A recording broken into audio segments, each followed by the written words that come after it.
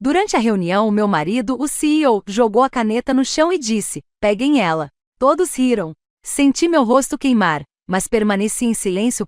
Naquela noite, eu disse a ele: "Acabou. Nunca mais chegue perto de mim."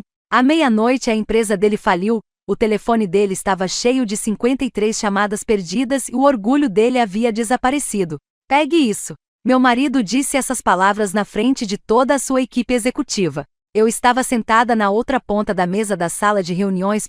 Eric estava na outra ponta da mesa fazendo sua apresentação. Sua caneta caiu da mesa, rolou pelo chão e parou bem na minha frente. Ele olhou para mim. "Pegue", disse ele. "Não disse você poderia nem por favor. Apenas uma ordem.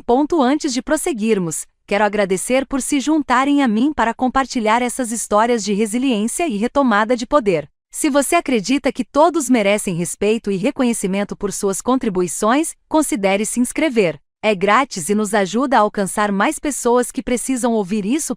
Vamos ver como isso se desenrola. Como se eu fosse a secretária dele. Como se eu fosse a faxineira. Como se eu fosse qualquer pessoa, menos a esposa dele. Sentia os olhares de todos sobre mim. Graham, Vanessa, a vice-presidente. Jordan, do marketing. Simone, sua assistente. Todos observando. Todos eles aguardavam para ver o que eu faria.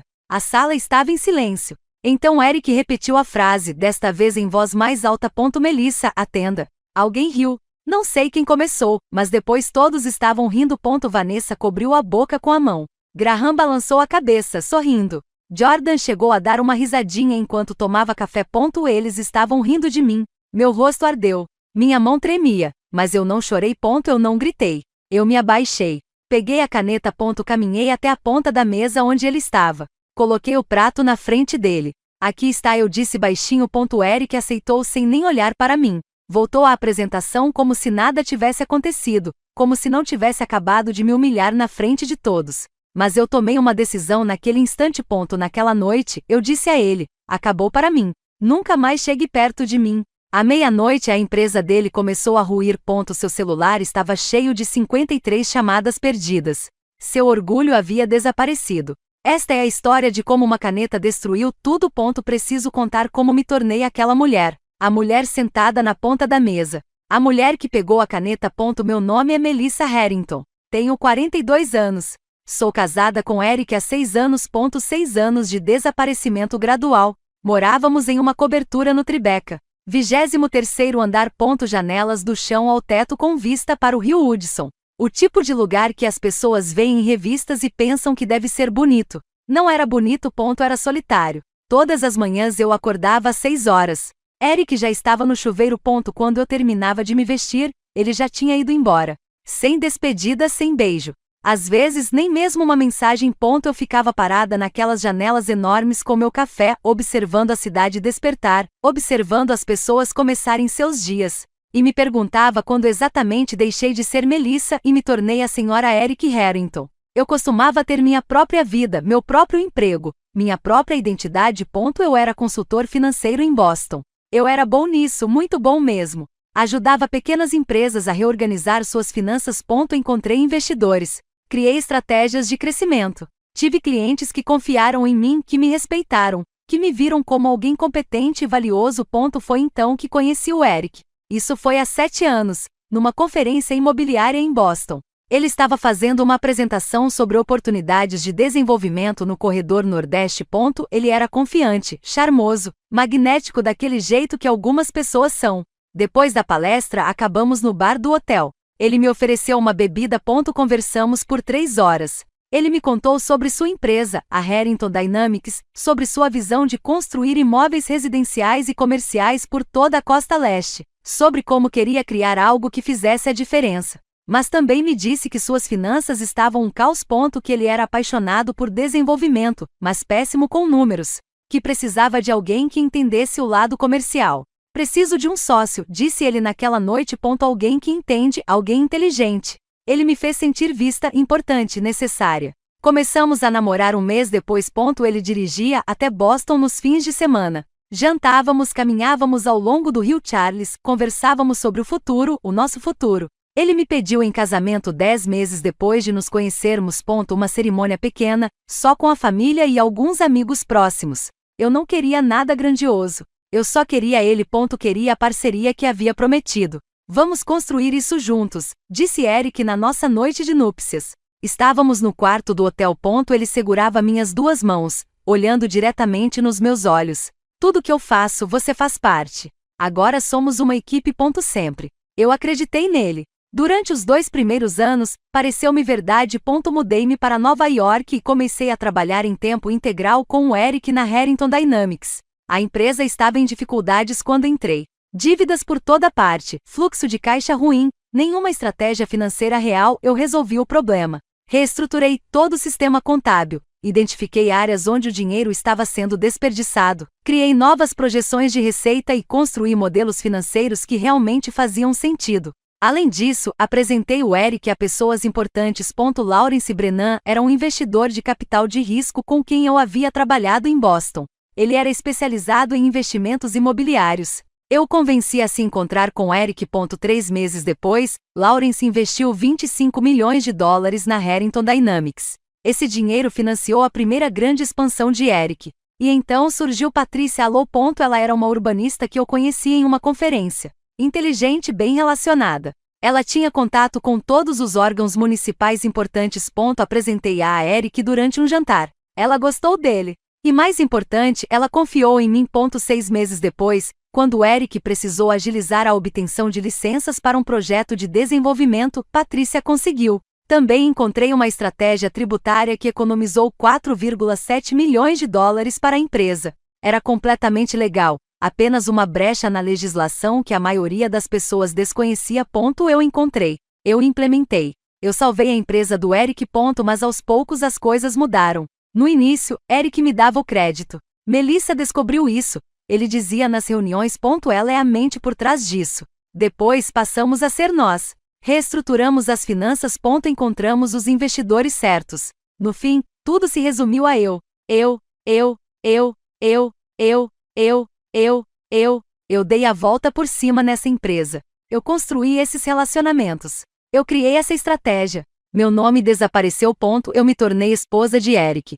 Não Melissa. Não a consultora financeira que salvou a empresa dele. Apenas a esposa, o acessório, a mulher ao lado dele em galas beneficentes e jantares com investidores. E em algum momento parei de corrigir as pessoas, parei de lembrar o Eric do que eu tinha feito. Eu dizia a mim mesma que não importava, que éramos uma equipe, que o sucesso dele era o nosso sucesso, mas importava. Sim. Aquelas reuniões de terça-feira de manhã eram as piores. Avaliações trimestrais do conselho. Eric insistia, eu participo de todas. É importante que você esteja presente. Ele dizia, os investidores gostam de ver estabilidade. Eles querem saber que sou centrada, que tenho apoio em casa. Então, a cada 3 meses eu me sentava naquela mesa de reuniões, no canto perto da porta, com o vestido que o Eric tinha escolhido para mim na noite anterior. Vista azul marinho, ele dizia. A cinza parece mais profissional. Parei de escolher minhas próprias roupas. Os executivos mal me cumprimentaram. Graham Kess, o diretor financeiro, trabalhava com Eric há 4 anos. Ele era frio e eficiente. Ele só falava em números e projeções. Me olhava como se eu fosse um móvel, algo que existia mas que não tinha importância. Vanessa Price era pior.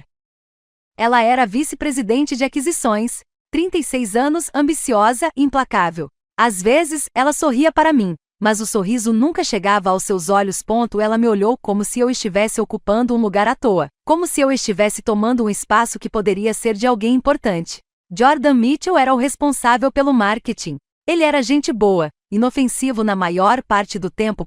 Ele passava mais tempo no celular do que em reuniões de verdade. Acenava educadamente com a cabeça quando eu entrava e depois se esquecia da minha existência. E tinha Simone, assistente do Eric, 26 anos, loira, sempre impecavelmente vestida. Ela ria de todas as piadas do Eric. Ficava até tarde sempre que ele pedia. Olhava para ele como se ele fosse algum tipo de gênio. Antes eu sentia pena dela. Agora eu só me sentia exausta. Aquela terça-feira começou como qualquer outra. Acordei às 6 horas. Eric já tinha ido embora. Fiz café e vesti o terno cinza que ele tinha deixado do meu lado do armário. Peguei um carro por aplicativo até o centro da cidade para ir ao prédio do escritório dele. A recepcionista sorriu quando entrei. Bom dia, senhora Harrington. Eu sorri de volta. Eu sempre sorria de volta. Peguei o elevador até o 14º andar. A sala de reuniões já estava cheia quando cheguei. Graham estava lendo documentos. Vanessa estava ao telefone. Jordan estava conversando com Simone sobre uma campanha nas redes sociais. Eric estava na cabeceira da mesa, preparando seu laptop para a apresentação. Ele me lançou um olhar quando entrei. Apenas um olhar rápido, sem sorriso, sem cumprimento. Sentei-me no meu lugar de sempre, na ponta da mesa, mais perto da porta. Eric começou sua apresentação às 9 em ponto. Ele sempre começava pontualmente. Falava sobre lucros trimestrais, sobre novos projetos de desenvolvimento na Filadélfia e em Baltimore, sobre oportunidades de expansão de mercado. Sua voz era confiante, suave, a voz de alguém que acreditava em cada palavra que dizia. Ele passou rapidamente pelos slides, números, gráficos e projeções de crescimento. Eu havia elaborado essas projeções. Eu havia calculado cada número naqueles slides. Mas Eric os apresentou como se fossem seus. Um investidor na videochamada fez uma pergunta. Eric, você pode falar sobre a reestruturação financeira de 2 anos atrás que realmente revitalizou a empresa? Eric sorriu. Aquele sorriso confiante que ele usava com os investidores. Foi tudo mérito meu, disse ele. Identifiquei os problemas principais, implementei soluções, construí os relacionamentos que importavam. Ele não olhou para mim, não mencionou meu nome, não reconheceu que fui eu quem fez tudo aquilo. Fiquei sentada ali com as mãos cruzadas no colo, observando-o levar o crédito pelo meu trabalho, e algo dentro de mim se rachou, não quebrou, como vidro com uma fissura atravessando-o, ainda intacto, mas mal se mantendo unido. Foi nesse momento que a caneta dele caiu da mesa. A caneta era cara. Uma Montblanc que o Eric a comprará na Suíça 2 anos antes, durante uma viagem de negócios. Ele me disse que custou $3.000.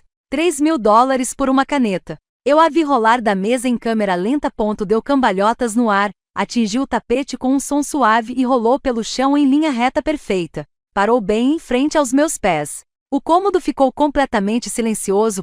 Não era aquele silêncio confortável, nem a pausa reflexiva que acontece durante apresentações. Era o tipo de silêncio que faz os ouvidos zumbirem. Aquele tipo de silêncio em que todos prendem a respiração porque algo inesperado acaba de acontecer e ninguém sabe o que vem a seguir. Os olhos de Eric seguiram o trajeto da caneta. Então pousaram em mim. Não com amor, não com o calor que eu costumava ver neles anos atrás. Nem sequer reconheceu que eu era sua esposa, sua companheira, a pessoa com quem ele havia prometido construir uma vida. Ele me olhou com expectativa. Como se eu fosse uma funcionária, como se eu existisse unicamente para servi-lo. Pegue, ele disse. 2 palavras, apenas 2 palavras simples, mas o jeito como ele as disse me deu um nó no estômago. Casual, desdenhoso, como se estivesse falando com alguém cuja função era limpar a bagunça que ele fazia. Eu o encarei. Este era meu marido. O homem com quem eu havia sido casada por 6 anos. O homem que um dia segurou minhas mãos e me disse que éramos parceiros. O homem que agora estava sentado na outra ponta desta longa mesa, me tratando como se eu fosse invisível até que ele precisasse de algo. O silêncio se prolongou. Pareceu uma eternidade, mas provavelmente foram apenas alguns segundos. Eu sentia os olhares de todos sobre mim. Graham se remexeu desconfortavelmente na cadeira. Ouvi alguém pigarrear. Vanessa estava nos observando. Eu conseguia vê-la com a visão periférica. Ela tinha um olhar divertido no rosto, como se estivesse assistindo a algo interessante. A expressão de Eric não mudou. Ele ficou me olhando, esperando. Então repetiu, dessa vez mais alto. Claro. Melissa, a caneta. Pegue-a. E alguém riu. Não sei quem começou. Talvez tenha sido a Vanessa. Talvez o Graham. Mas assim que uma pessoa riu, as outras a seguiram. Não era um riso nervoso. Não era aquele tipo de riso que tenta aliviar a tensão ou disfarçar um momento constrangedor. Isso foi diversão genuína. Eles acharam engraçado. Eles acharam que eu era engraçado. Vanessa cobriu a boca com a mão, mas eu conseguia ver seus ombros tremendo. Ela estava tentando não rir muito, tentando manter alguma aparência de profissionalismo, mas estava rindo de mim. Graham balançou a cabeça. Ele tinha um sorriso no rosto, como se tivesse acabado de presenciar algo ridículo e não conseguisse acreditar. Jordan olhou para a xícara de café, mas eu vi o sorriso. Ele estava tentando escondê-lo, mas estava lá. E Simone, a assistente de Eric, soltou uma risadinha aguda. Cortou o som pela sala como um ruído estridente. Imediatamente, ela levou a mão à boca, envergonhada por ter rido alto. Mas o estrago já estava feito. Todos estavam rindo de mim. Meu rosto parecia estar em chamas. Ele subiu pelo meu pescoço, espalhando-se pelas minhas bochechas. Eu conseguia sentir meu coração batendo nos meus ouvidos. Minhas mãos tremiam. Apertei as mãos no colo, cravando as unhas nas palmas para conter o tremor. Todos os meus instintos gritavam para eu fazer alguma coisa. Levantar. Saia da sala. Diga ao Eric exatamente o que eu pensava dele. Jogue aquela caneta cara e idiota do outro lado da sala e observe-o se apressar para pegá-la. Mas eu não fiz nada disso. Como eu conhecia o Eric, sabia exatamente o que ele queria. Ele queria que eu reagisse. Ele queria que eu me emocionasse para criar um escândalo e lhe dar munição para usar depois. Ele diria às pessoas que eu era instável, irracional, que não sabia lidar com pressão. Usaria isso como prova de que eu não pertencia àquelas reuniões, de que eu não era profissional o suficiente para o mundo dele. Então, eu não lhe dei aquele sorriso. Eu sorri. Não um sorriso largo, apenas um sorriso pequeno e educado. Aquele tipo de sorriso que aperfeiçoei ao longo de 6 anos como Sra. Eric Harrington. Levantei-me devagar, com calma. Dei a volta na cadeira, inclinei-me e peguei a caneta. Era pesado. O metal parecia caro na minha mão. Caminhei por toda a extensão da sala de reuniões, passando por Graham, Vanessa, Jordan e Simone, até chegar à ponta da mesa onde Eric estava sentado. Coloquei a caneta delicadamente na frente dele. Aqui está, eu disse baixinho. Eric pegou a caneta. Ele não olhou para mim. Não disse obrigado. Não reconheceu em momento algum o que tinha acabado de acontecer. Ele simplesmente voltou à apresentação. Passou para o próximo slide e começou a falar sobre a receita projetada para o próximo trimestre como se nada tivesse acontecido. Como se não tivesse acabado de me humilhar na frente de toda a sua equipe executiva. Como se isso fosse um comportamento perfeitamente normal. Voltei para o meu lugar, sentei-me, cruzei as mãos no colo, mas algo havia mudado. Algo dentro de mim que se mantinha unido pela esperança e pela negação. E a lembrança de quem Eric costumava ser finalmente se quebrou. Não se estilhaçou em pedaços, apenas se libertou, como uma corrente que se rompe, como uma porta que se destranca. E de repente, tudo ficou claro para mim. Durante 6 anos eu gerenciei a vida do Eric, organizando sua agenda, filtrando suas ligações, editando seus discursos, garantindo que seu mundo funcionasse perfeitamente para que ele pudesse estar diante de plateias como esta e brilhar. Eu apresentei a Lawrence Brennan. Lawrence era um investidor de capital de risco com quem eu havia trabalhado em Boston. Eu o convenci a se encontrar com Eric. Preparei Eric para essa reunião. Orientei-o sobre o que dizer e o ajudei a elaborar a apresentação que acabou garantindo um financiamento de $25 milhões. Aquele dinheiro salvou a Harrington Dynamics. Aquele dinheiro financiou a expansão de Eric para Filadélfia e Baltimore. Aquele dinheiro fez com que Eric parecesse um gênio para seu conselho e seus investidores. Mas foi meu relacionamento com Lawrence que tornou tudo possível. Minha credibilidade e minha reputação, e o fato de eu ter apresentado Eric a Patricia Lowe. Patricia era uma planejadora urbana que eu conheci em uma conferência 3 anos antes. Ela tinha contatos em todos os órgãos municipais importantes. Quando Eric precisava de agilização de licenças, aprovações de zoneamento ou de alguém que soubesse lidar com a burocracia, eu ligava para Patricia. Ela o ajudava porque confiava em mim, não porque acreditava no Eric, mas porque acreditava em mim. Eu também havia descoberto a brecha fiscal que economizou $4,7 milhões para a Harrington Dynamics. Passei semanas pesquisando o código tributário, consultando especialistas e elaborando uma estratégia completamente legal, mas que a maioria das empresas jamais encontraria. Eric apresentou essa estratégia ao conselho como se fosse uma descoberta genial de sua autoria. Ele havia assumido todo o crédito e ninguém questionou, mas o nome de Eric estava na empresa. O rosto de Eric estava nas revistas de negócios.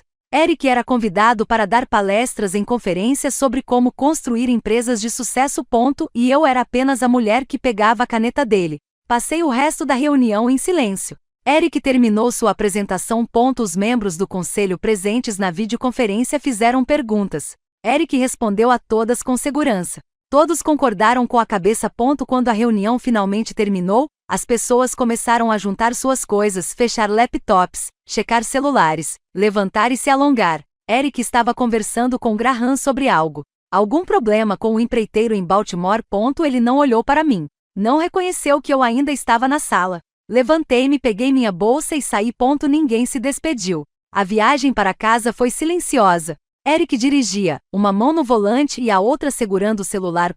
Ele estava rolando a tela do celular, respondendo a mensagens, completamente concentrado na tela. Eu estava sentada no banco do passageiro, olhando pela janela. observando a cidade passar.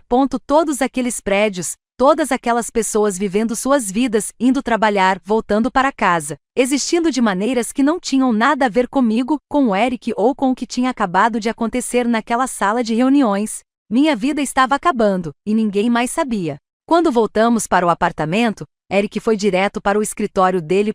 Não disse nada. Apenas caminhou pelo corredor e fechou a porta atrás de si. Fiquei parada na entrada por um instante. Olhando para aquela porta fechada, ouvindo o silêncio. Depois fui para a cozinha, preparei o jantar. Frango grelhado, legumes cozidos no vapor e uma salada com as verduras orgânicas que o Eric preferia. Arrumei a mesa para dois, sabendo que ele não viria jantar. Sabendo que eu ficaria sentada ali sozinha.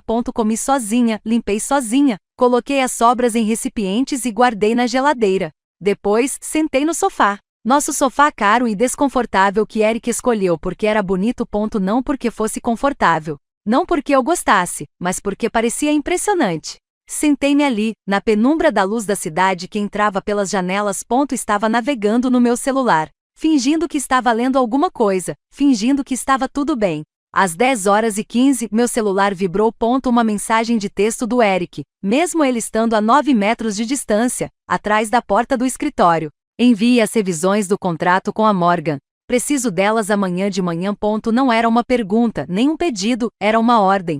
Como se eu fosse seu empregado, como se eu existisse para fazer o trabalho dele. Fiquei encarando aquela mensagem por um longo tempo. Li e reli. Senti algo frio se instalar no meu peito. Então me levantei. Caminhei pelo corredor e bati na porta do escritório dele. Entre, ele chamou. Abri a porta. Eric estava sentado à sua mesa, com o laptop aberto e papéis espalhados por toda parte. Ele não levantou os olhos quando entrei. Terminei, eu disse. Ele olhou para cima, distraído, irritado por eu estar interrompendo. Com o contrato? Perguntou ele. Já? Não, respondi. Com isso?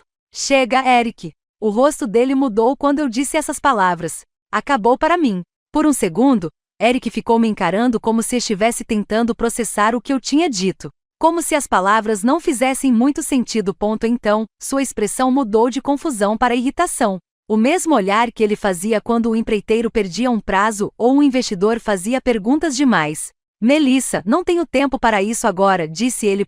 Sua voz era desdenhosa. Ele voltou a atenção para o laptop. Seja lá o que for que esteja te incomodando, podemos conversar sobre isso depois.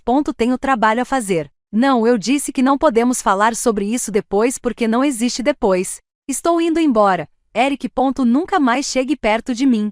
Isso chamou a atenção dele. Ele olhou para cima, olhou para mim de verdade, e pela primeira vez em muito tempo, vi algo além de indiferença em seus olhos. Surpresa, talvez. Ou confusão, como se ele realmente não conseguisse entender por que eu diria algo assim. Você está chateada com o que aconteceu esta manhã, disse ele lentamente. A coisa da caneta. É disso que se trata. A coisa da caneta.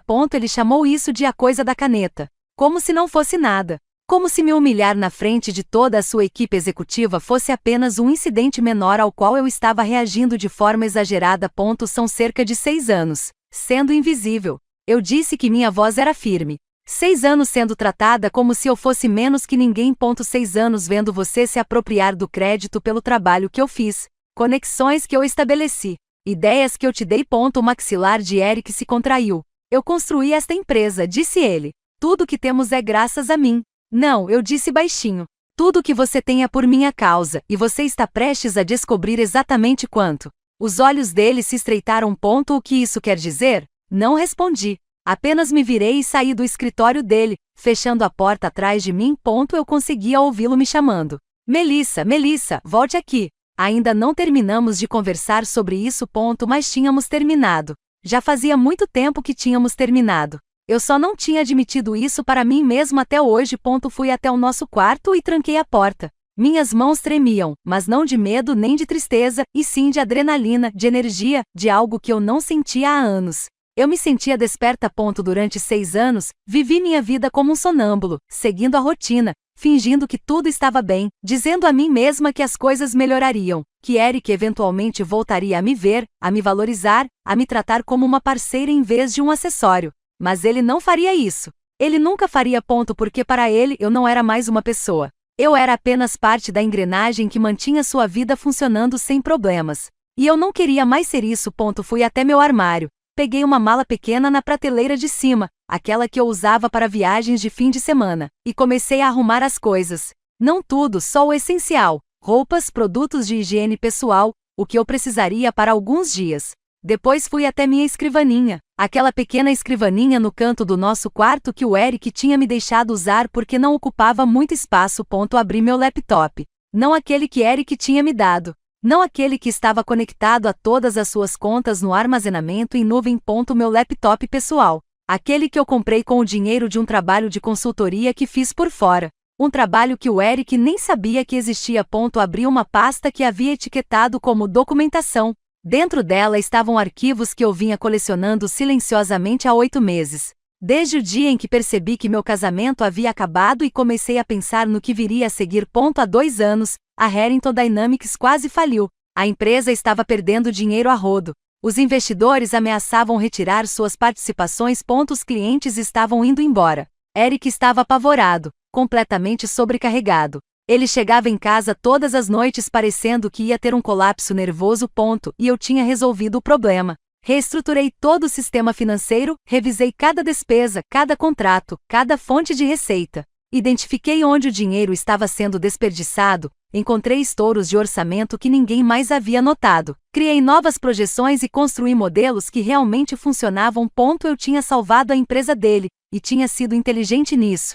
Cada e-mail que enviei, cada memorando que escrevi, cada decisão financeira que tomei, eu guardava cópias. Meu nome estava em todos eles, enterrado em metadados, escondido em linhas de cópia, documentado de maneiras que Eric nunca se deu ao trabalho de verificar porque não entendia o lado técnico das coisas. Eu tinha provas. Provas de que eu havia feito o trabalho. Provas de que Eric havia levado o crédito por ele. Prova de que sem mim, a Harrington Dynamics teria falido. Mas os arquivos não eram o verdadeiro poder. O verdadeiro poder estava nos relacionamentos. Ao longo dos anos, construí conexões que Eric nem sequer conhecia. Ajudei pessoas, me tornei valiosa, não como Sra. Eric Harrington, mas como Melissa, como alguém competente, confiável e responsável. E agora eu ia usar cada uma dessas relações.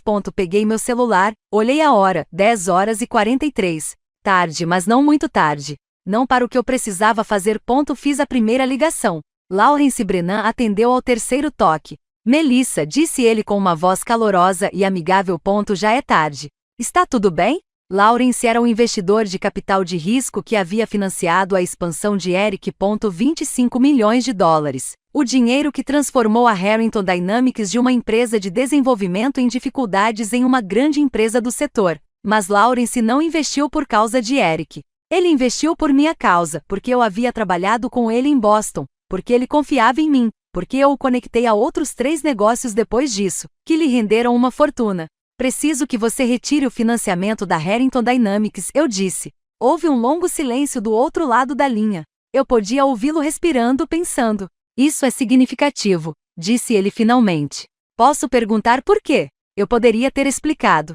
Eu poderia ter lhe contado sobre a caneta, sobre as risadas, sobre os 6 anos em que fui apagada. Mas eu não precisava explicar. Laurence e eu tínhamos uma história.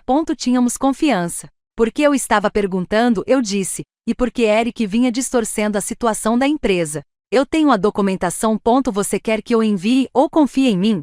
Outra pausa. Mais longa desta vez. Confio em você, disse Laurence. Iniciarei o processo de retirada amanhã mesmo, sem falta. Obrigado, Laurence. Desliguei e fiz a segunda ligação. Patrícia o atendeu quase imediatamente. Melissa, querida, o que houve? Sua voz estava carregada de preocupação. Havíamos nos tornado verdadeiras amigas ao longo dos anos. Tomávamos café a cada poucas semanas, conversávamos longamente sobre tudo e nada. Ela era uma das poucas pessoas que me viam como eu mesma, não como a esposa do Eric. Preciso que você atrase as licenças para o projeto Atlantic Shores do Eric. Eu disse, ouvi sua respiração ofegante. Melissa, esse é o empreendimento principal dele. Se essas licenças não forem aprovadas, o projeto morre. Ele perde 18 milhões de dólares em capital de investidores já comprometido. Eu sei, eu disse. Silêncio, depois baixinho. Ele fez alguma coisa, não fez? Sim. Pode considerar como feito. A terceira ligação foi mais arriscada. Graham era o diretor financeiro de Eric, o homem que estava sentado naquela sala de reuniões esta manhã e riu quando Eric me disse para pegar sua caneta. Graham era leal a Eric, mas mais do que isso, Graham era leal ao dinheiro, à sua própria carreira, a se manter do lado vencedor. Ele atendeu ao primeiro toque. Senhora Harrington, disse ele, parecendo confuso. Eric está bem?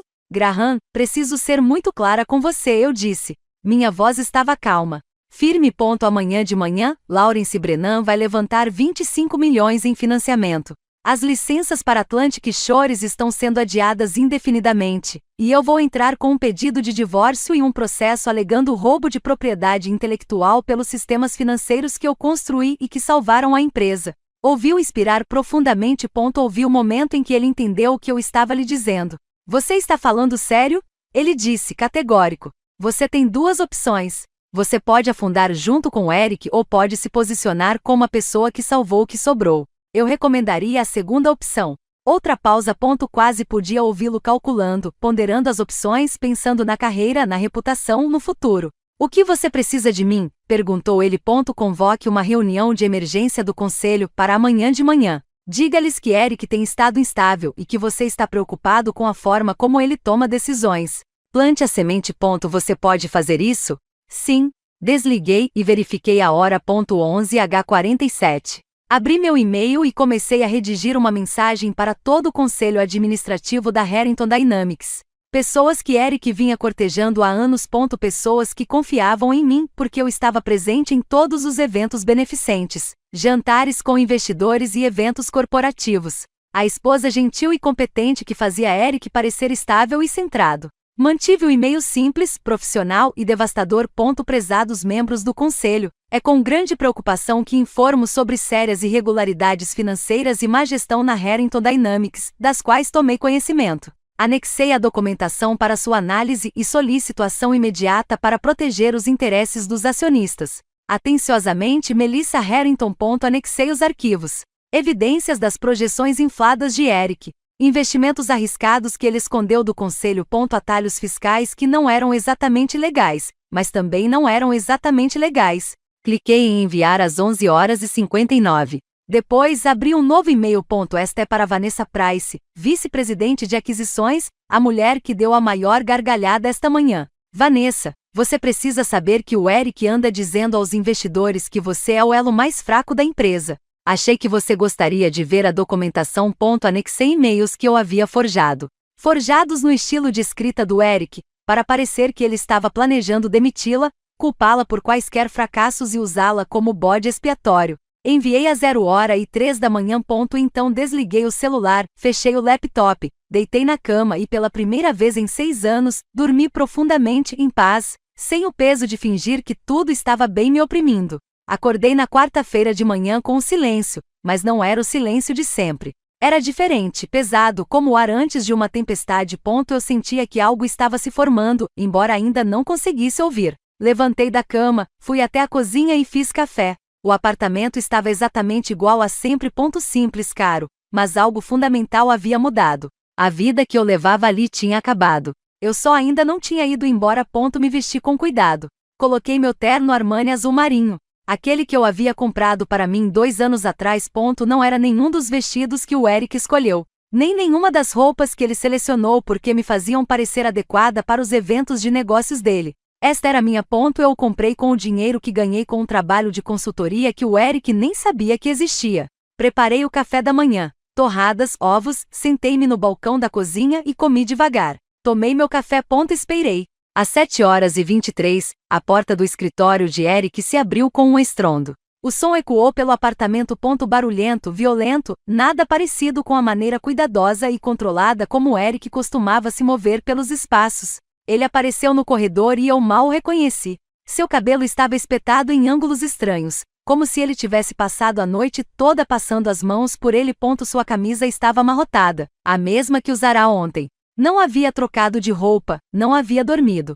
Seus olhos estavam vermelhos e desvairados. O rosto dele estava pálido. Parecia que ele tinha sido atropelado por um caminhão. O que você fez? Sua voz tremia, não de raiva, mas de medo. Medo puro e palpável. Dei um gole lento no meu café. Que o silêncio se estenda entre nós.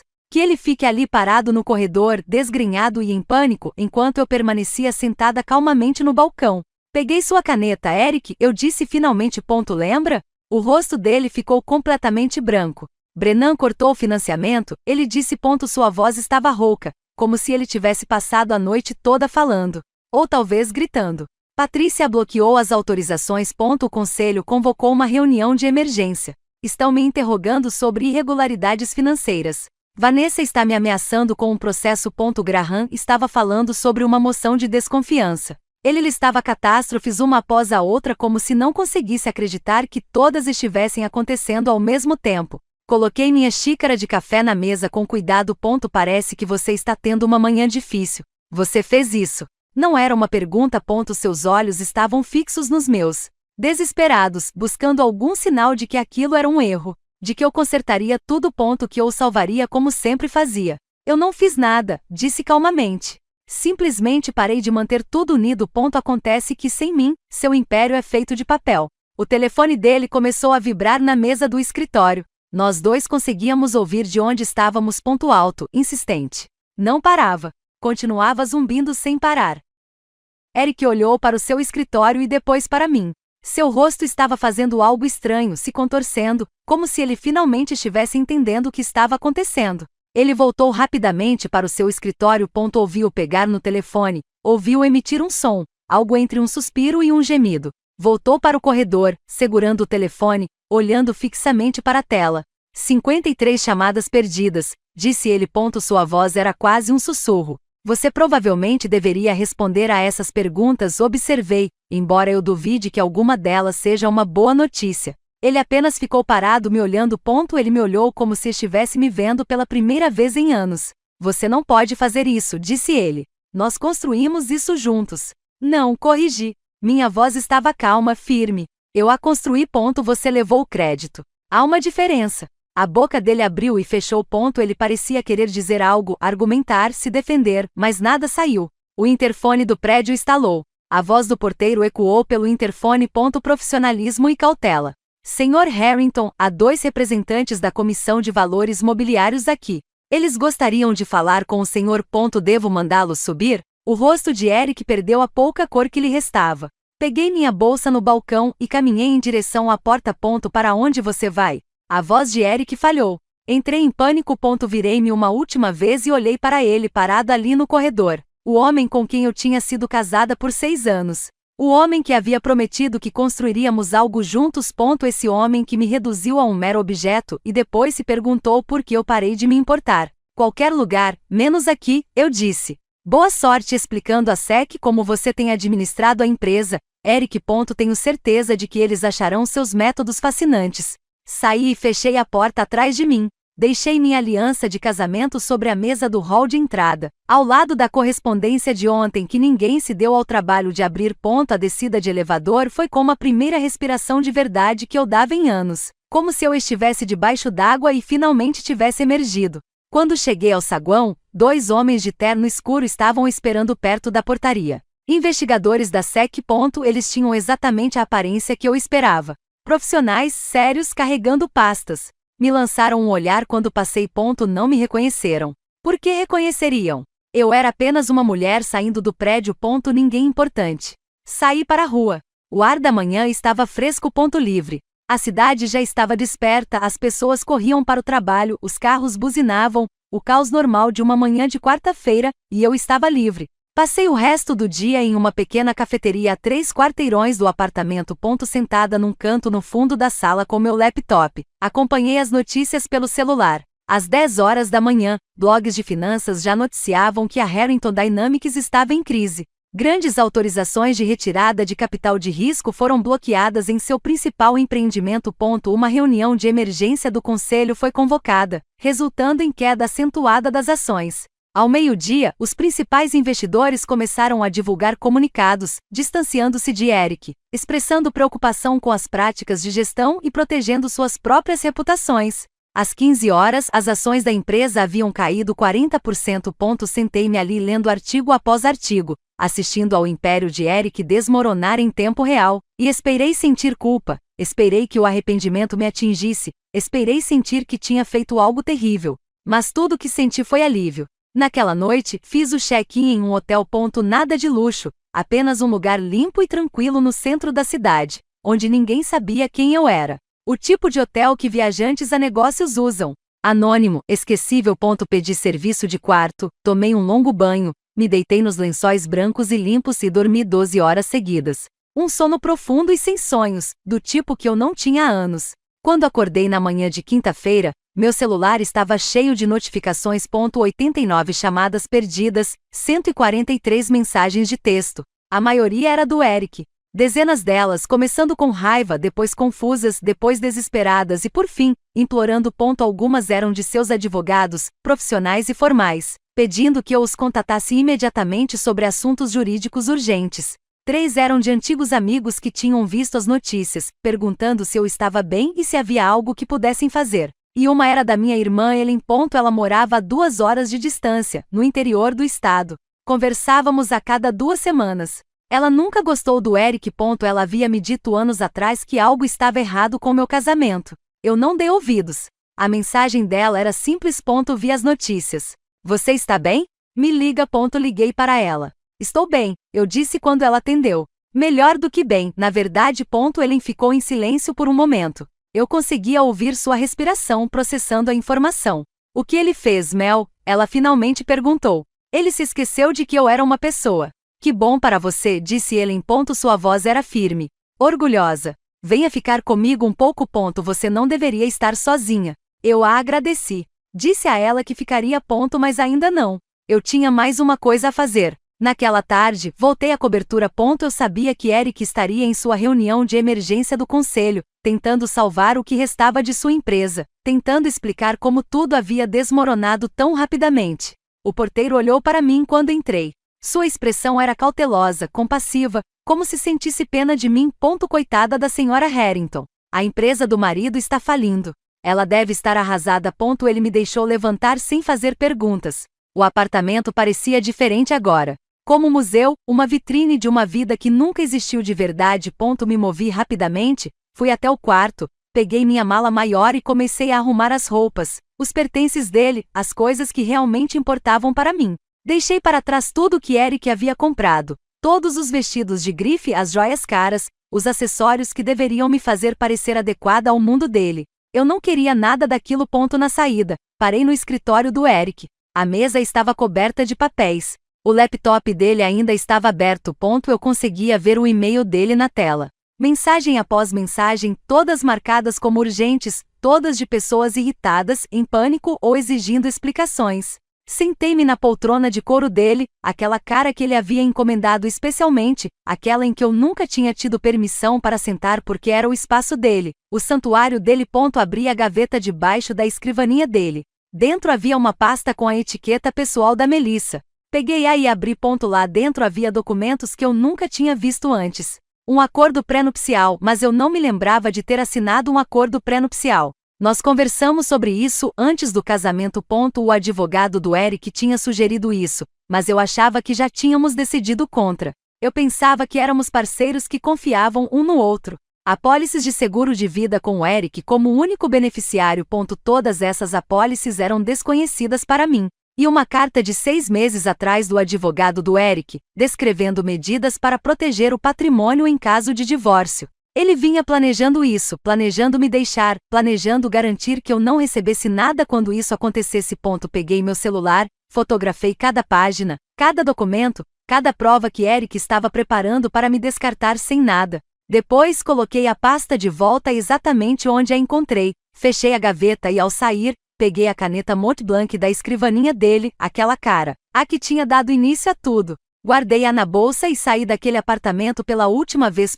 As 2 semanas seguintes transcorreram num ritmo estranho. Os dias pareciam intermináveis e ao mesmo tempo incrivelmente rápidos. Eu acordava no quarto do hotel, checava o celular e via dezenas de mensagens novas, advogados, repórteres, pessoas com quem eu não falava há anos, de repente querendo saber se eu estava bem. Contratei uma advogada. O nome dela era Rebecca Cross. Ela foi altamente recomendada pela Lawrence Brennan Direct. Era o tipo de mulher que não perdia tempo com formalidades. Nos encontramos no escritório dela em Manhattan na sexta-feira seguinte ao início do desmoronamento de tudo. Ela tinha espalhado os documentos que eu havia enviado sobre a mesa de reuniões. Registros financeiros, e-mails, contratos. Ela vinha analisando tudo há 2 dias. Isso é a prova de falhas, disse ela sem rodeios. Eric Harrington tem se apropriado do crédito pelo seu trabalho, usando as conexões que você fez, construindo uma empresa com o seu trabalho, enquanto você se mantinha completamente fora da burocracia. Podemos provar roubo de propriedade intelectual, exploração financeira e potencialmente fraude. E quanto a ele? Perguntei. O que vai acontecer com Eric? Rebecca olhou para mim atentamente. Ele está acabado. O conselho o suspendeu esta manhã. Investigação em andamento. Graham Kess convocou uma reunião de emergência ontem. Votamos por 7-2 para remover Eric da liderança ativa. Senti algo se acomodar no meu peito. Não exatamente satisfação, apenas a confirmação de que o que eu havia iniciado estava funcionando. Vanessa Price falou com a imprensa. Rebecca continuou. Ela alega ambiente de trabalho tóxico e má gestão financeira. Ela está furiosa com os e-mails que recebeu, que davam a entender que Eric estava planejando demiti-la. Mantive minha expressão neutra, não disse nada. Rebecca deu um leve sorriso, como se soubesse exatamente o que eu tinha feito, mas não fosse perguntar. A desistência de Lawrence Brennan desencadeou uma série de eventos. Ela prosseguiu. Outros 3 investidores desistiram. Os credores estão exigindo o pagamento dos empréstimos. O projeto Atlantic Shores entrou em colapso total. A Harrington Dynamics está implodindo. Ótimo, eu disse baixinho. Rebecca recostou-se na cadeira. A imprensa quer falar com você. Todos querem saber onde você está. O que você sabe e o que pretende fazer. O que devo dizer? Nada. Deixe Eric se enterrar sozinho. Ele está dando entrevistas, culpando todos menos a si mesmo, dando desculpas. Quanto mais ele fala, pior fica a situação. Fique quieto, mantenha a dignidade. Quando chegar a hora, deixaremos os fatos falarem por si. E foi isso que eu fiz. Dei apenas uma declaração.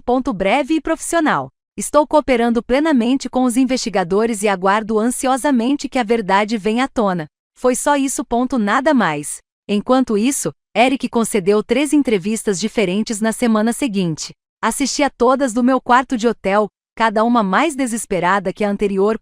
Na primeira entrevista, ele alegou que o colapso da empresa se deveu a forças externas do mercado, ao momento inoportuno e a circunstâncias imprevistas. Ele se fez de vítima do azar. Na segunda entrevista, começou a culpar pessoas específicas. Graham havia administrado mal as finanças. Vanessa havia tomado decisões ruins em relação às aquisições. Os investidores entraram em pânico desnecessariamente. Na terceira entrevista, ele estava com uma aparência terrível por fazer a barba, exausto. Ele divagava, se contradizia, me culpou brevemente, mas depois recuou quando o entrevistador insistiu. Foi doloroso de assistir. Não porque eu sentisse pena dele, mas porque eu conseguia ver exatamente o que Rebecca havia previsto. Eric estava se destruindo a cada vez que abria a boca. Mas nem tudo saiu como eu havia planejado. 2 semanas depois de ter saído do apartamento, recebi uma ligação de um número desconhecido. Eu estava no hotel comendo comida para a viagem, assistindo a cobertura jornalística do colapso contínuo da Harrington Dynamics. Quase não atendi. Eu vinha recebendo ligações constantes de repórteres, de pessoas que queriam informações privilegiadas, de antigos conhecidos repentinamente preocupados com o meu bem-estar. Mas algo me fez atender. Senhora Harrington, disse a voz masculina. Profissional P. Sim. Meu nome é Danielle Foster. Sou jornalista investigativa do New York Times. Estou preparando uma matéria sobre a Harrington Dynamics e seu marido. Gostaria de conversar com você se estiver disposta. Hesitei. Rebecca tinha me dito para não falar com a imprensa. Não vou dar entrevistas, respondi. Entendo, disse Danielle rapidamente. E respeito isso, mas acho que você vai querer saber o que descobri. É sobre o sócio original do seu marido, um homem chamado Vítor Salazar. O nome me atingiu como um balde de água fria. Vítor Salazar, o primeiro sócio de Eric, o homem que esteve lá desde o início, que ajudou a fundar a Harrington Dynamics, que deixou a empresa em circunstâncias que Eric nunca quis discutir. Eu havia perguntado sobre Vítor uma vez, no início do nosso casamento. Eric se fechou completamente. Disse que era complicado. Disse que Vítor havia tomado decisões ruins e precisava ir embora. Disse que era passado e que não importava mais. Nunca mais perguntei. E ele? Perguntei a Danielle com cautela. Ele morreu há 2 anos, disse Danielle. Acidente de carro, mas antes de morrer, contou à esposa que Eric havia roubado sua parte da empresa. Usou contratos fraudulentos para expulsá-lo. Ela vem tentando convencer alguém a investigar há anos, mas ninguém a ouviu até agora. Sentei-me na cama do hotel. Esqueci-me da minha comida para a viagem. Por que você está me dizendo isso? Porque a viúva de Vitor merece justiça, disse Daniel. E porque acho que você é a única pessoa que tem acesso aos registros financeiros que poderiam provar o que Eric fez. Você aceitaria se encontrar comigo? Pensei nisso, no que Rebecca diria, no risco de falar com o jornalista enquanto tudo ainda estava tão instável. Mas também pensei em Vitor Salazar. Sobre um homem que foi apagado da empresa que ajudou a construir. Sobre uma viúva que passou anos tentando encontrar alguém que a ouvisse. Parece familiar? Onde? Perguntei. Nos encontramos no dia seguinte em uma lanchonete no Queens. Longe de Manhattan. Longe de qualquer lugar onde Eric ou sua equipe pensariam em me procurar. Daniel Foster era mais jovem do que eu esperava. Talvez na casa dos 35. Terno amarrotado, olhar cansado. O tipo de pessoa que parecia levar o trabalho a sério, que se importava em contar a história corretamente. Ele carregava uma pasta grossa, cheia de documentos. Ele espalhou tudo pela mesa entre nós. Contratos, e-mails, demonstrações financeiras. Vitor Salazar e Eric Harrington fundaram a Harrington Dynamics juntos há 7 anos. Daniel explicou que eram sócios iguais. Divisão de 50-50. Construíram a empresa do zero. Analisei os documentos e vi o nome de Vitor nos papéis originais de constituição da empresa, bem ao lado do de Eric, sócios iguais, exatamente como Eric havia me prometido. 2 anos depois, a empresa começou a crescer, continuou Daniel. Eles precisavam de mais capital. Eric convenceu Vitor a reestruturar a propriedade da empresa, dizendo que isso a tornaria mais atraente para investidores. Vitor concordou em ceder suas ações temporariamente em troca de um pagamento que deveria vir de lucros futuros. Mas não foi o que aconteceu, eu disse baixinho. Não, confirmou Daniel. Eric estruturou o negócio de forma que os lucros fossem desviados para uma empresa separada, uma LLC a qual Vitor não tinha acesso. Quando Vitor se deu conta do que estava acontecendo, já estava completamente impedido de entrar. Ele passou 3 anos tentando lutar contra isso. Mas Eric tinha advogados melhores, mais dinheiro, mais contatos e Vitor. Ele morreu na miséria, disse Daniel, amargurado. Sua esposa, Carmen, disse que ele ficou arrasado com o que aconteceu, que confiava plenamente em Eric, que a traição o destruiu. Encarei os documentos com a assinatura de Vitor, contratos que lhe roubaram a própria empresa. Eric já havia feito isso antes com alguém que confiava nele, alguém que o ajudara a construir algo do zero. Ele fez isso com Vitor e depois fez comigo. Por que ninguém investigou? Perguntei. Carmen tentou. Daniel disse. Ela procurou advogados, repórteres, qualquer pessoa que estivesse disposta a ouvi-la. Mas a reputação de Eric já era impecável naquela altura. Ele era o CEO de sucesso, o visionário. Carmen era apenas uma viúva amargurada que não conseguia aceitar que o marido tivesse tomado decisões ruins nos negócios. Ninguém a levava a sério. Até agora. Até agora, concordou Daniel. Porque agora a reputação de Eric está desmoronando e as pessoas estão começando a questionar como ele realmente construiu sua empresa, quem ele realmente é. Ele olhou diretamente para mim. Carmen merece justiça. Ela merece saber que seu marido estava dizendo a verdade, que ele não era amargurado ou incompetente, que foi vítima de um roubo. O que você precisa de mim? Perguntei. Registros financeiros, disse Daniel. Da época em que você reestruturou a empresa, há 2 anos. Preciso de provas de que Eric tem ocultado lucros e deturpado a estrutura da empresa. Se você tiver acesso aos contratos originais com Vitor, isso também ajudaria. Eu tinha acesso. Eu tinha tudo. Todos os arquivos da reestruturação, todos os documentos que Eric me deu quando a empresa estava à beira da falência e ele precisava que eu a salvasse. Eu ajudo, eu disse. Mas primeiro quero encontrar Carmen e garantir que ela receba o que lhe é devido antes que qualquer outra coisa aconteça. Daniel assentiu. Eu providencio isso. 3 dias depois, encontrei Carmen Salazar em seu apartamento no Brooklyn. Ela morava em um pequeno apartamento de 2 quartos, limpo, mas desgastado. Os móveis eram velhos. As paredes precisavam de pintura, mas havia fotos por toda parte de suas filhas, de Vitor, de uma família que um dia fora feliz. Carmen estava na casa dos 40, cansada, mas forte. Tinha rugas ao redor dos olhos, cabelos grisalhos, a aparência de alguém que lutava há muito tempo e se recusava a desistir. Quando lhe contei que tinha documentos que comprovavam o que Eric tinha feito a Vitor, ela chorou. Não lágrimas de alegria nem de alívio, apenas de exaustão. Como se tivesse carregado um fardo pesado durante anos e finalmente pudesse se livrar dele. Eu sabia que Vitor estava falando a verdade, disse ela. Sua voz estava embargada, mas ninguém acreditava em mim. Diziam que ele estava amargurado, que não conseguia aceitar seus próprios fracassos. Mas eu sabia. Sentamos à sua pequena mesa de cozinha, analisamos documentos, reunimos informações para o caso e enquanto trabalhávamos percebi algo. Eric não tinha roubado apenas de Vitor. Ele também havia roubado de mim. Usou meu trabalho, meus contatos, minhas ideias. Construiu seu império com o trabalho alheio e chamou isso de genialidade. 2 semanas depois, Carmen e eu entramos com um processo conjunto. Ela por fraude e homicídio culposo. Eu por roubo de propriedade intelectual e exploração financeira. A cobertura da imprensa foi imediata. Manchetes por toda parte. O castelo de cartas de Harrington desmorona. As mulheres que derrubaram um CEO. Mas a que eu sempre voltava era o artigo de Daniel no Times. A caneta que deu início a tudo. Como Melissa Harrington desmantelou um império. O artigo de Daniel no Times foi publicado numa segunda-feira de manhã. Li-o no meu quarto de hotel, com o meu café, sentado junto à janela com vista para a cidade. A manchete era simples. Direta. A caneta que deu início a tudo. Como Melissa Harrington desmantelou um império. Ele escreveu tudo com cuidado. Em termos factuais, cada afirmação era respaldada por documentação, cada acusação sustentada por evidências. Ele entrevistou Carmen, conversou com ex-funcionários, falou com investidores que haviam retirado o financiamento e contou a verdade sobre Vitor Salazar, sobre como Eric havia roubado do próprio sócio e sobre como Carmen passou anos tentando fazer com que alguém a ouvisse.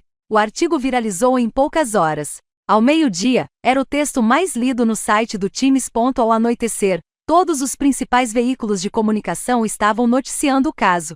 Redes financeiras, revistas de negócios e até mesmo a mídia tradicional repercutiram a história, pois ela tinha tudo que as pessoas adoram: traição, vingança. Um homem poderoso derrubado pela mulher que ele subestimou.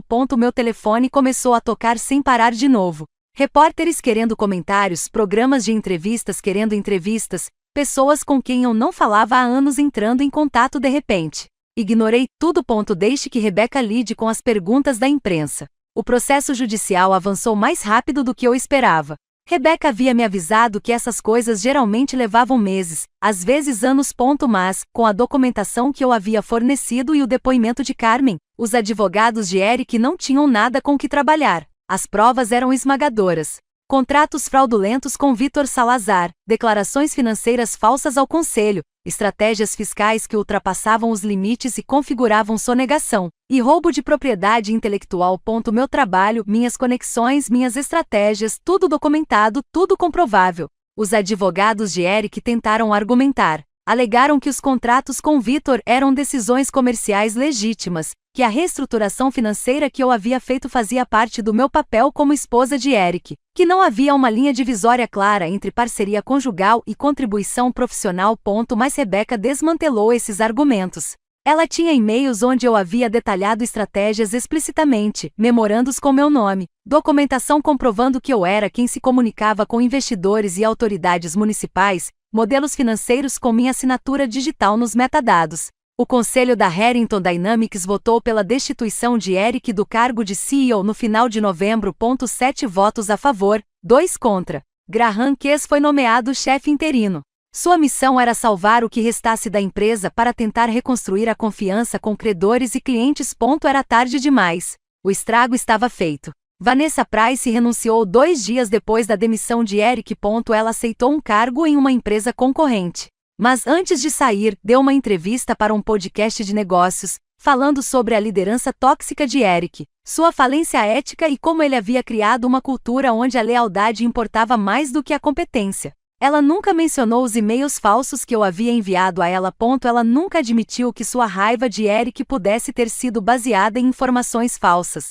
Ela simplesmente aproveitou a oportunidade para se colocar como alguém que o conhecia bem desde o início. Não senti nada a respeito. Vanessa riu quando Eric me mandou pegar a caneta dele. Ela foi cúmplice da minha humilhação. O que quer que acontecesse com a carreira dela depois disso era problema dela.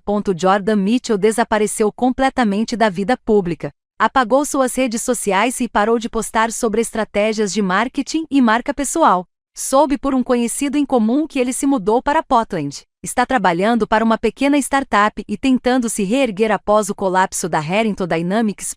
Simone foi demitida quando a empresa reduziu o quadro de funcionários. Mais uma vítima do colapso de Eric. Às vezes eu me perguntava se ela entendia o que tinha acontecido, se tinha aprendido algo sobre lealdade e cumplicidade, mas essa dúvida não durava muito. Ela não era mais da minha conta. Eric contratou uma empresa de gestão de crises e tentou controlar a narrativa. Eles divulgaram comunicados alegando que ele era vítima de uma ex-esposa vingativa, que eu estava ressentido com o divórcio e que havia fabricado provas. Que os jornalistas que cobriam a história tinham preconceito contra homens bem-sucedidos. Mas ninguém mais acreditava nisso. A fachada havia desmoronado completamente. Todos conseguiam ver o que estava por baixo. Um homem que construiu seu sucesso em cima de roubo e manipulação, que roubou de sua parceira, de sua esposa, de todos que confiaram nele. No início de dezembro, Rebecca me ligou. A juíza decidiu a seu favor, disse ela. Sua voz era calma, profissional, mas eu conseguia perceber satisfação por trás dela. Eric terá que lhe pagar 12 milhões de dólares em restituição por roubo de propriedade intelectual, além de metade dos bens do casal. O caso de Carmen ainda está pendente, mas parece muito promissor. 12 milhões de dólares, metade dos bens do casal. Eu deveria ter me sentido triunfante, vitorioso. Era isso que eu queria. A prova de que eu estava certa de que Eric tinha me roubado, de que tudo que eu fiz para derrubá-lo era justificado. Mas, acima de tudo, eu me sentia cansada. E quanto a Eric? Perguntei. O que vai acontecer com ele agora? Rebecca ficou em silêncio por um momento. Então ela disse sem rodeios. Ele está falido. A empresa está sendo liquidada para pagar os credores e os honorários advocatícios. O que sobrar será usado para acordos. Ele está enfrentando possíveis acusações criminais por fraude. E sua reputação está destruída. Ele não trabalhará mais neste setor. Pensei no homem com quem me casei há 7 anos. Aquele que era charmoso, ambicioso e cheio de sonhos. Aquele que prometeu que construiríamos algo juntos. Aquele homem havia desaparecido. Talvez ele nunca tivesse realmente existido. Talvez eu apenas desejasse tanto que ele existisse que tivesse imaginado qualidades que não existiam. Ótimo, eu disse baixinho. Ele mereceu. Mas ainda havia mais uma coisa que eu precisava fazer. Liguei para a mãe do Eric. Dorothy Harrington sempre foi gentil comigo. Mesmo quando Eric não era, mesmo quando nosso casamento estava desmoronando e eu estava me tornando invisível na minha própria vida, ela entrava em contato de vez em quando. Perguntava como eu estava. Me convidava para reuniões de família às quais Eric estava ocupado demais para comparecer. Ela merecia ouvir a verdade de mim. Não segundo a imprensa, nem segundo a versão dos fatos contada por Eric. Encontramo-nos num pequeno café em Connecticut, perto da casa onde ela criou Eric, onde ele cresceu acreditando que o mundo lhe daria tudo o que desejasse. Dorothy parecia mais velha do que eu me lembrava. Seu rosto estava marcado pela preocupação. Seus cabelos estavam cada vez mais grisalhos. Ela se movia com cautela, como alguém carregando um peso que não conseguia largar. Sentamo-nos numa mesa de canto e pedimos café. Ela segurou a xícara com as 2 mãos. Não bebeu. Não entendo o que aconteceu, disse ela finalmente. Sua voz era baixa, confusa. Eric sempre foi tão determinado, tão ambicioso. Pensei que vocês dois fossem felizes. Respirei fundo e escolhi minhas palavras com cuidado. Dorothy Eric construiu seu sucesso roubando das pessoas. De Vítor Salazar, seu sócio original, de mim, de todos que confiaram nele. Eu sei que ele é seu filho. Eu sei que é difícil de ouvir, mas ele fez isso consigo mesmo. Ela ficou em silêncio por um longo tempo, apenas olhando para o café. Suas mãos tremiam levemente. Então, muito suavemente, ela disse: eu sabia que algo estava errado. Eu simplesmente não queria ver. Ela olhou para mim. Seus olhos estavam marejados. Quando Eric era jovem, ele era encantador. Todos o adoravam. Mas sempre havia esse outro lado. Essa necessidade de vencer, de ser o melhor, de provar algo. O pai dele o pressionava muito, esperava muito dele. Acho que Eric aprendeu cedo que a única coisa que importava era o sucesso. Não importa como você conseguiu. Ela estendeu a mão por cima da mesa e pegou a minha. Me desculpe, Melissa. Me desculpe por ele ter te machucado. Você merecia coisa melhor. Muito melhor. Aquela conversa me proporcionou algo que eu não esperava. Encerramento. Não com Eric. Isso eu nunca conseguiria. Mas com a vida que deixei para trás, com a versão de mim que acreditava em parceria, promessas e em construir algo juntos. Dorothy e eu mantivemos contato depois disso. Ela ligava a cada poucas semanas para saber como eu estava. Conversávamos sobre coisas banais, livros que estávamos lendo, séries que estávamos assistindo, coisas normais que não tinham nada a ver com Eric, processos judiciais ou impérios em ruínas. Ela se tornou uma aliada inesperada, alguém que entendia a dor complexa de perder alguém que ainda estava vivo, mas completamente irreconhecível. Em janeiro tudo estava resolvido. Carmen recebeu 8 milhões de dólares, o suficiente para quitar a hipoteca e garantir a educação universitária da filha, para honrar a memória de Victor, provando que ele sempre disse a verdade. Eu recebi minha restituição, 12 milhões de dólares, mais metade do que Eric e eu havíamos acumulado durante nosso casamento, o que não era muito depois dos honorários advocatícios e da liquidação da empresa, mas foi o suficiente. Da entrada no pedido de divórcio. A papelada foi simples. Eric não contestou, não questionou nada, apenas assinou onde seu advogado mandou. Ele havia se mudado da cobertura para um pequeno apartamento em Nova Jersey. Soube por conhecidos em comum que ele estava trabalhando como consultor para uma imobiliária de médio porte, ganhando talvez 1/10 do que ganhava antes. Seu rosto havia desaparecido das revistas, dos palcos de conferências, dos noticiários de negócios. Ele se tornará comum, esquecível, apenas mais uma pessoa tentando ganhar a vida. Eu comecei a planejar meu próximo capítulo. Eu ainda não sabia exatamente como seria. Mas de uma coisa eu tinha certeza absoluta: seria meu. Totalmente, completamente, inequivocamente meu. Ninguém se apropriaria do meu trabalho. Ninguém me reduziria a um mero acessório. Ninguém jamais me tornaria invisível novamente. A caneta Mont Blanc ainda estava sobre a escrivaninha do meu quarto de hotel. Às vezes eu a olhava. Este objeto caro que deu início a tudo. Guardei-o não como um troféu, mas como uma lembrança. Uma lembrança de que pequenos momentos de desrespeito podem destruir tudo. Que a pessoa que todos subestimam pode ser aquela que detém todo o poder. E que às vezes pegar numa caneta é a última coisa que você fará por alguém que não te merece. Em fevereiro mudei-me do hotel para um pequeno apartamento no Brooklyn. Nada como a cobertura em Tribeca. Este lugar tinha pisos de madeira antigos que rangiam, janelas que davam para uma rua arborizada em vez do rio Hudson. Uma cozinha onde eu podia realmente cozinhar em vez de apenas esquentar comida para a viagem. Era mesmo meu? Eu mesma assinei o contrato de aluguel. Paguei o depósito com meu próprio dinheiro. Escolhi os móveis porque gostei, não porque pareciam impressionantes. Pela primeira vez em 6 anos, eu estava construindo uma vida que me pertencia. Eu vinha pensando em abrir minha própria empresa de consultoria desde dezembro. Desde o dia em que Rebecca me disse que o acordo estava sendo finalizado. Desde que percebi que tinha o dinheiro, a liberdade e a experiência para fazer exatamente o que eu queria, eu não queria trabalhar para outra pessoa. Não queria reconstruir a empresa de outra pessoa ou fazer com que outra pessoa se destacasse. Eu queria construir algo que fosse inconfundivelmente meu.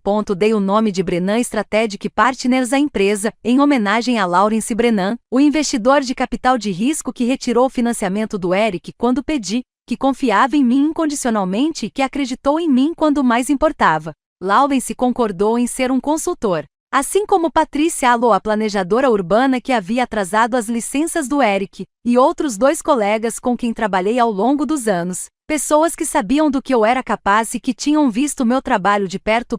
Meu primeiro cliente veio por indicação de Lawrence, uma pequena imobiliária de Boston. Eles estavam com problemas de fluxo de caixa, perdendo dinheiro de maneiras que não conseguiam rastrear. Exatamente o tipo de problema que eu havia resolvido para Eric anos atrás. Passei 6 semanas com eles. Analisei toda a sua estrutura financeira, descobri onde o dinheiro estava sendo desperdiçado, identifiquei fluxos de receita que eles não haviam percebido, reestruturei seus sistemas de contabilidade e os ajudei a obter novo financiamento de um banco local. Em 2 meses eles já eram lucrativos novamente. A notícia se espalhou rapidamente depois disso. Em abril, eu já tinha 6 clientes. Em junho, eram 12 pequenas empresas, a maioria delas empresas que tinham ouvido falar da mulher que realmente construiu a Harrington Dynamics, que queriam alguém que entendesse de negócios desde a base, que tivesse provado que conseguia reerguer empresas em dificuldades. E desta vez, meu nome estava em tudo. Todos os contratos tinham minha assinatura. Todas as propostas tinham meu nome no cabeçalho. Todas as histórias de sucesso creditavam Melissa Harrington, CEO da Brennan Strategic Partners. No início foi uma sensação estranha, surreal. Passei tantos anos sendo invisível que ver meu próprio nome impresso foi como ver a vida de outra pessoa. Mas, aos poucos, começou a parecer normal. Natural, era quem eu sempre fui. Eu só não tinha tido espaço para mostrar isso antes. Nem tudo foi fácil, no entanto. Houve dias difíceis. Momentos em que me perguntei se tinha feito a escolha certa. Noites em que eu ficava acordado pensando em tudo o que tinha acontecido, em tudo que eu destruí para chegar até aqui. Em março, minha irmã Ellen veio me visitar. Ela pegou o trem do interior do estado. Nos encontramos para jantar em um pequeno restaurante italiano no West Village, aquele tipo de lugar com toalhas de mesa xadrez vermelhas, velas e garrafas de vinho. Confortável e sem pretensões, pedimos vinho, massa e sentamos em uma mesa de canto onde podíamos conversar sem sermos ouvidos. Ellen me apoiou em tudo. Ela se ofereceu para me deixar ficar com ela quando eu fosse embora. Eric me ligava toda semana para saber como eu estava. Em nenhum momento sugeriu que eu deveria ter lidado com as coisas de forma diferente.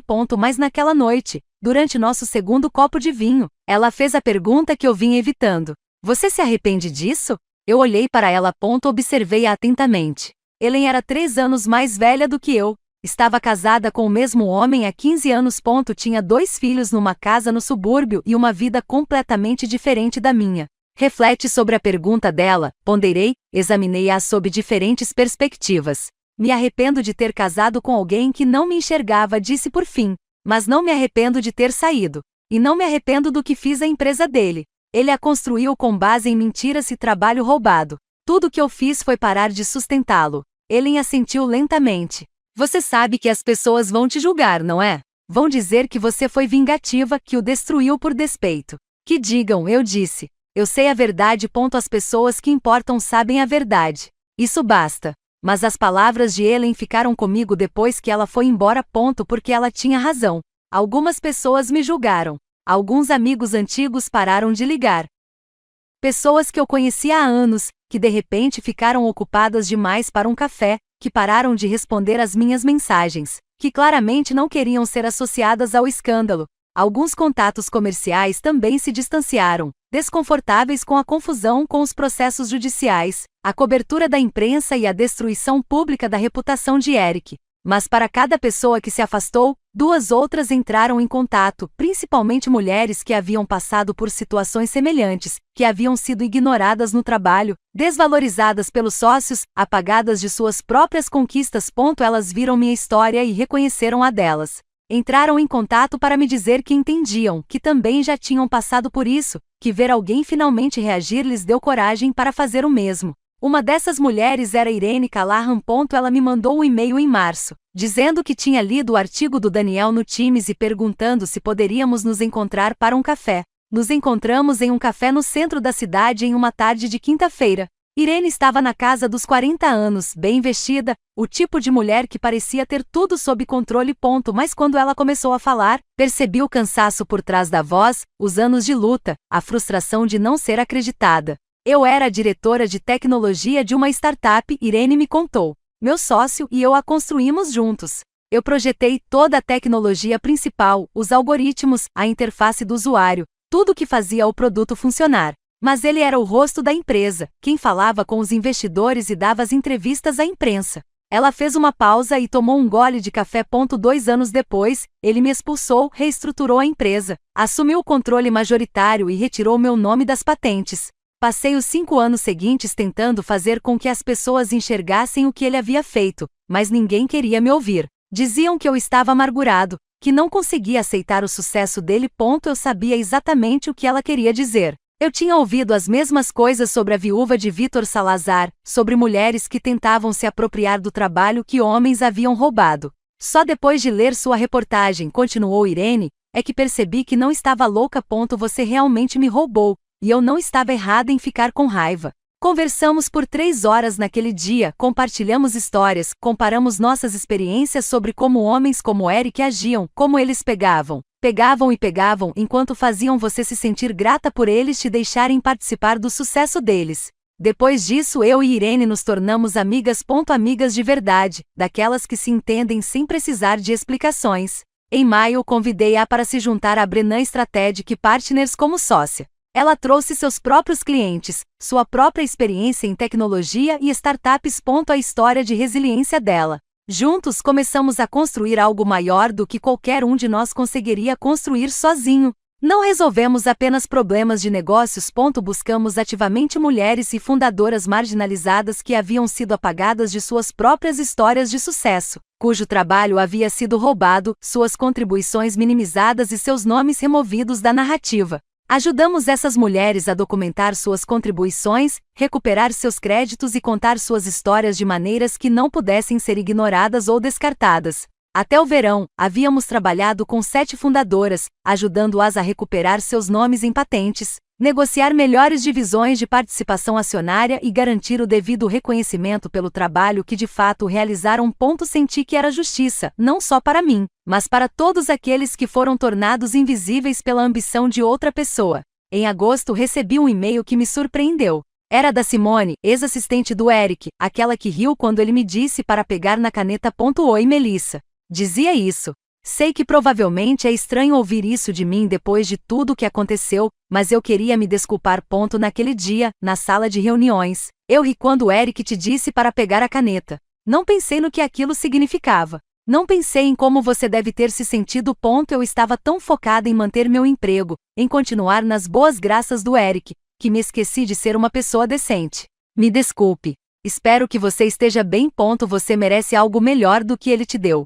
Fiquei encarando o e-mail por um longo tempo. Uma parte de mim queria apagá-lo, ignorá-la, deixá-la lidar com a culpa e com a compreensão tardia. Mas outra parte de mim, a parte que estava lentamente aprendendo a deixar para lá, decidiu responder. Obrigada pelo pedido de desculpas, escrevi de volta. Significa mais do que você imagina. Espero que você também esteja bem. Não nos tornamos amigos. Não começamos a tomar café juntos nem a manter contato, mas essa troca me proporcionou algo inesperado. Prova de que as pessoas podem mudar, de que momentos de crueldade não precisam definir alguém para sempre, de que o crescimento é possível mesmo para pessoas que foram cúmplices no dano causado a outra pessoa. Eu estava aprendendo que vingança não era apenas destruição, era sobre resgatar sua história, construir algo melhor e deixar espaço para a graça, não para as pessoas que te machucaram, mas para você mesmo. Em outubro, quase um ano depois daquela manhã de terça-feira na sala de reuniões, minha vida havia se transformado em algo que eu mal reconhecia. Não porque estivesse pior, mas porque era minha. Eu morava no Brooklyn agora em um modesto apartamento de 2 quartos em uma rua tranquila, ladeada por carvalhos. Nada como a cobertura em Tribeca, com suas janelas do chão ao teto e o vazio luxuoso. Aquele lugar tinha personalidade. O piso de madeira rangia quando você caminhava sobre ele. O radiador rangia de manhã. A cozinha era pequena, mas funcional. Eu realmente cozinhava lá, preparava o café da manhã e experimentava novas receitas nos fins de semana. Eu pintei as paredes com as cores que eu gostava. Azul suave no quarto, cinza quente na sala de estar. Coloquei obras de arte que tinham significado para mim, em vez de peças escolhidas apenas por serem impressionantes. Os móveis eram confortáveis. Eu morava num sofá daqueles em que você podia sentar sem se preocupar em estragar algo caro. Tinha um pequeno escritório no segundo quarto, uma escrivaninha perto da janela, estantes cheias de livros que eu realmente tinha lido, não coleções encadernadas em couro compradas aos montes só para parecer culto, e uma varanda pequena, do tamanho certo para uma cadeira e uma mesinha. Eu tomava meu café ali todas as manhãs. Observava a vizinhança acordar, via as pessoas passeando com seus cachorros e as crianças esperando o ônibus escolar, e a vida acontecia de maneiras pequenas e comuns que pareciam mais reais do que qualquer coisa que eu tivesse experimentado na cobertura. A Brennan Strategic Partners estava prosperando. Tínhamos 15 clientes agora, uma pequena equipe de 4 funcionários trabalhando comigo e com a Irene. Tínhamos nos mudado para um escritório de verdade. Nada de luxo, apenas um espaço prático em um prédio perto da Union Square, onde podíamos nos reunir com clientes e trabalhar sem estarmos espalhados por diferentes departamentos. Agora tínhamos uma reputação de excelência, de integridade, de sermos a empresa que realmente reconhecia o mérito de cada um. Eu estava sendo convidado para palestrar em conferências. Escolas de negócios queriam que eu conversasse com seus alunos sobre empreendedorismo e resiliência. Publicações me pediram para escrever artigos sobre liderança e parcerias, e sobre o que realmente é necessário para construir algo duradouro. E sempre que eu falava, sempre que eu escrevia algo, eu fazia questão de mencionar Vítor Salazar, de falar sobre Carmen e sua luta por justiça, para lembrar as pessoas que a queda de Eric não era só sobre mim. Era sobre todos que ele explorou, todos de quem ele roubou, todos que ele apagou enquanto construía seu império com o trabalho deles. Carmen e eu mantivemos contato próximo. Conversávamos a cada poucas semanas. Nos encontrávamos para tomar café quando eu estava na região do Brooklyn, onde ela morava. As filhas dela estavam bem. A mais velha tinha começado a faculdade, estudando administração, ironicamente. Queria construir a própria empresa um dia.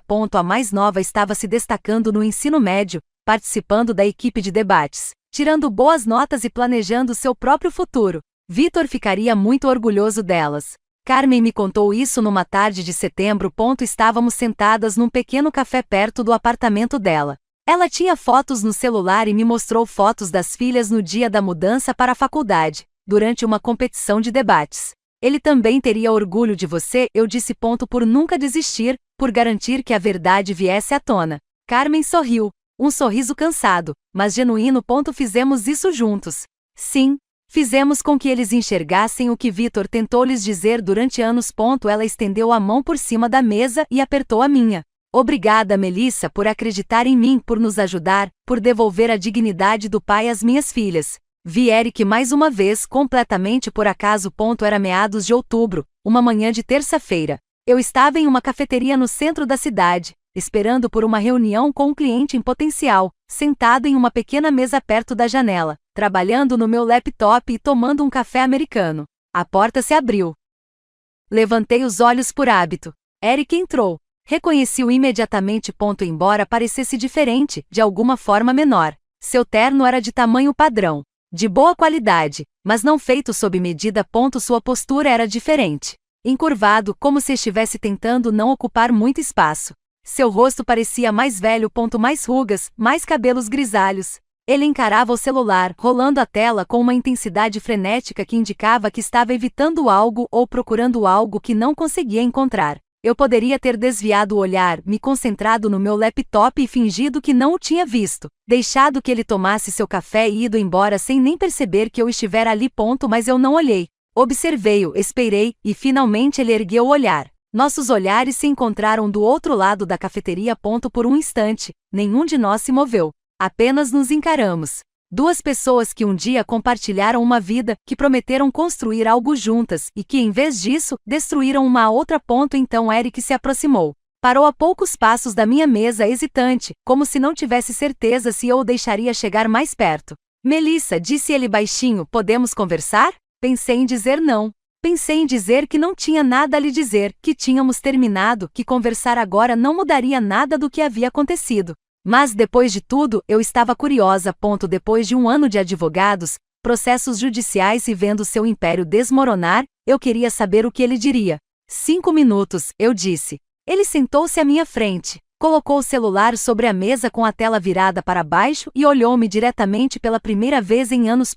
Ele olhou para mim de verdade, não passou por mim, não me atravessou, olhou para mim. Me desculpe, disse ele pela caneta, por tudo. Eu não percebi o que estava fazendo com você até que fosse tarde demais. Analisei seu rosto, procurando sinceridade e manipulação, qualquer verdade que pudesse estar escondida por baixo. Acho que encontrei sinceridade enterrada sob o cansaço, o arrependimento e o peso de ter perdido tudo. Eu acredito em você, eu disse.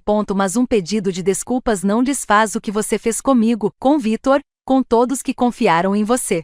Eric assentiu. Eu sei. Eu só precisava que você soubesse disso. Agora eu entendo. O que eu perdi, quem você era, quem eu me tornei. Ele fez uma pausa, olhou para as mãos e depois para mim. Você está feliz? Perguntou. Era uma pergunta tão simples, mas carregava tanto peso, tanta história. Eu pensei sobre isso. Pensei muito sobre isso.